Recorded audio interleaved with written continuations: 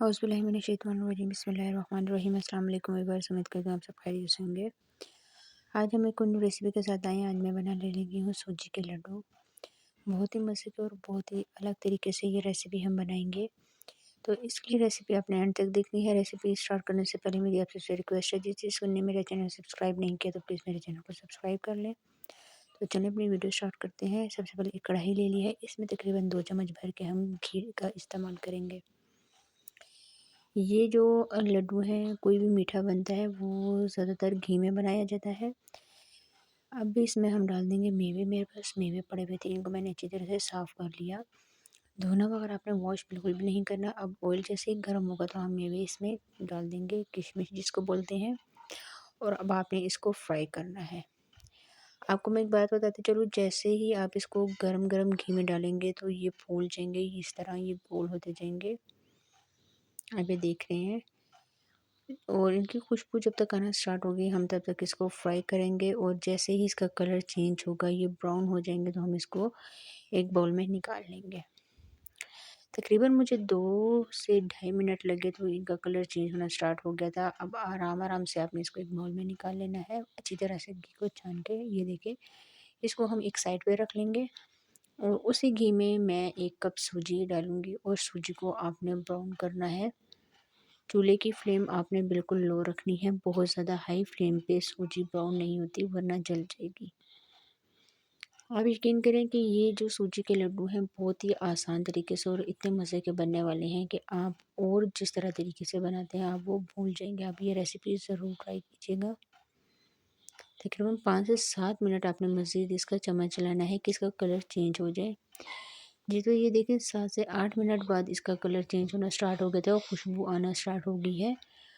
किनारों पे जो लगा हुआ है वो हम इसको साइड पे करेंगे और एक प्लेट में निकाल के इसको मैं ठंडा होने के लिए रख दूँगी। इसके अलावा जो जो चीज़ें शामिल होंगी मैं आपको बता देती हूँ। मेरे पास नारियल पड़ा हुआ था, नारियल मैंने कद्दूकश कर लिया है। 3/4 कप मेरे पास चीनी का पाउडर है, 2 से 3 चम्मच दूध है, मेवे और सूजी पड़ी हुई है। आप इसके अलावा ड्राई फ्रूट्स आपके पास जो भी बादाम वगैरह हैं वो आप इस तरह रोस्ट करके डाल सकते हैं।